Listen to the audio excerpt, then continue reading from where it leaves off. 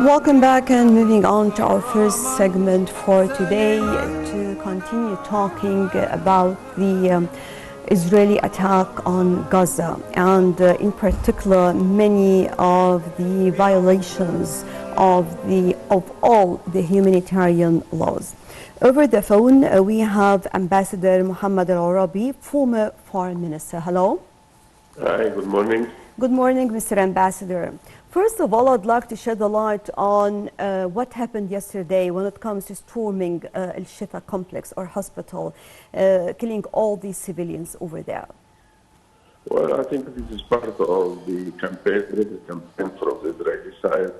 I think they will continue to assume it every day.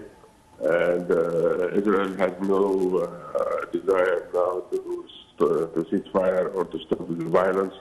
I think they are aiming to destroy the north of Gaza in order to control it and try to get rid of Hamas forces from this area. And so we are witnessing, a sort of brutal attacks every day. And I think the international community should play another role in order to pressure Israel to stop all this killing. Just looking at the role of the international side, whether we are talking about international leadership or communities, those who are watching and can see all these children dying and women dying, innocent people in general over there, how do you see this and how far can this also will add to all the hatred towards Israel when it comes even to the communities in general away from the leadership? I think the real proof for what you are saying, the lack of enthusiasm from the member of the Security Council yesterday to endorse a new resolution in order to force Israel to stop the violence.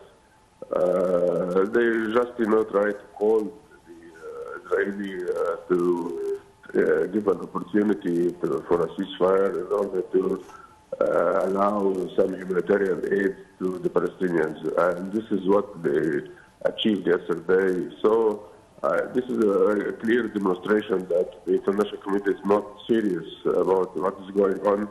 And we're still suffering from the lack of decisive action from the permanent members of the Security Council. So we have to deal with this matter in different ways and exert a lot of pressure. And I think the international public opinion will start now to move to tilting towards the Palestinian rights and moving to support the Palestinians. So I guess this will be the right thing to do in the future and try to mobilize all the international public opinion in order to pressure the government, and this will be the right thing to do.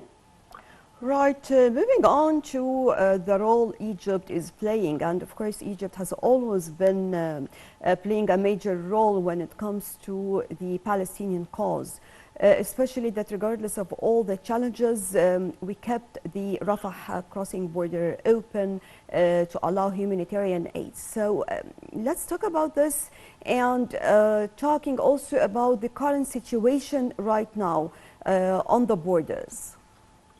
I think Egypt was in the forefront of all the international, I would say, community.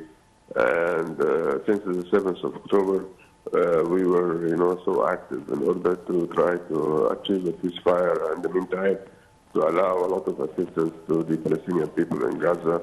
In the meantime, we are also hosting a lot of injuries in our hospitals in Sinai.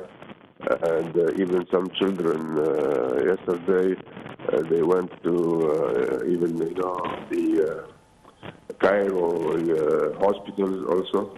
So we will not be reluctant at any time to help the Palestinians, and we are trying even to push the international community to be more active. And as you know, the Arish airport was the hub for all the assistance since the beginning of this violence and these attacks against the Palestinians. So Egypt actually is playing an important role, pivotal even role, in this crisis, and we are indulged also in a serious negotiation to guarantee the release of the prisoners from both sides.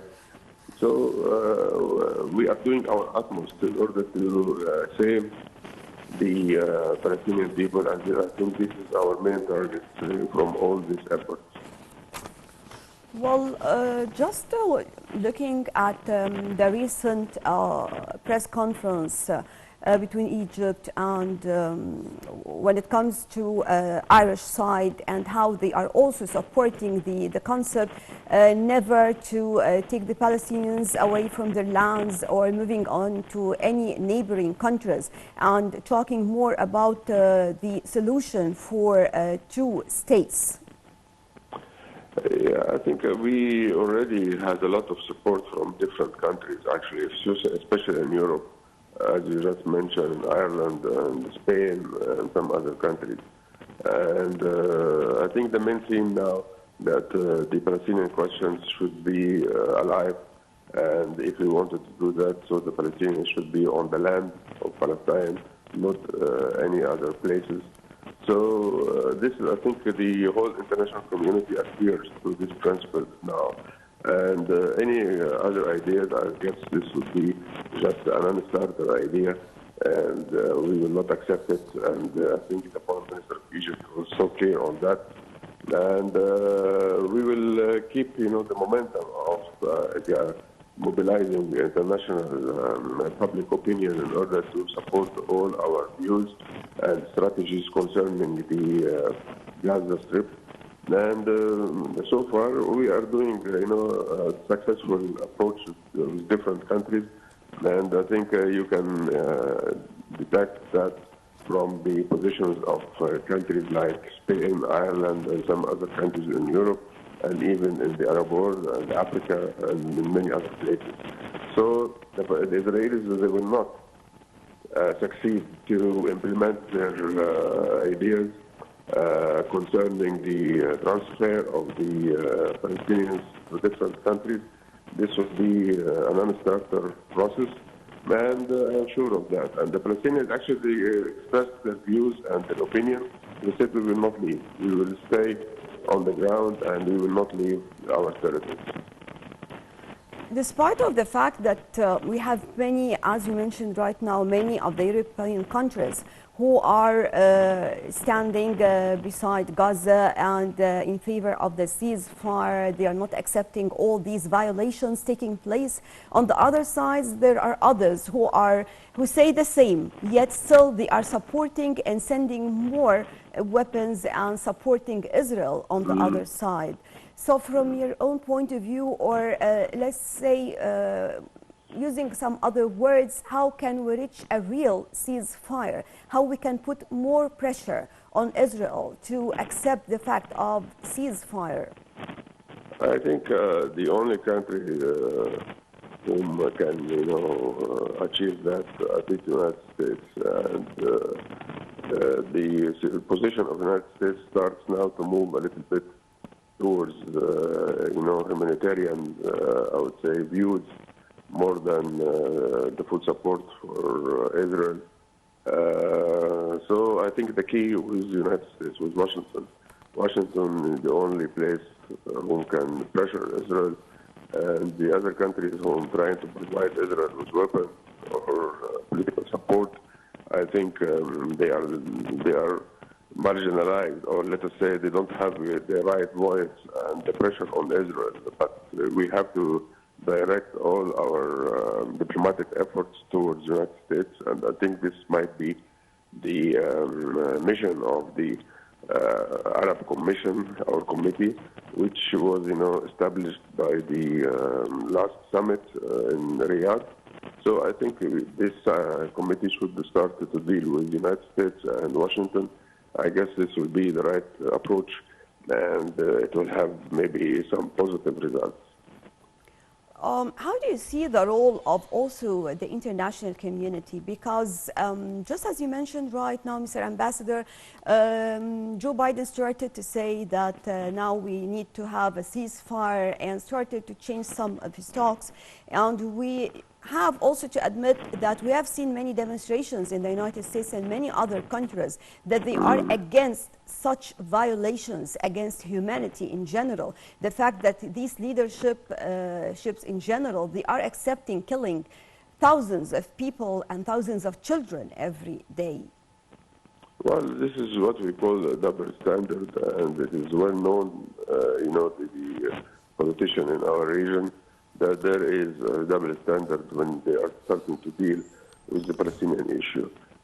This is well known, and we should, start from this notion that the international community always looking to the region by this vision, the double standard.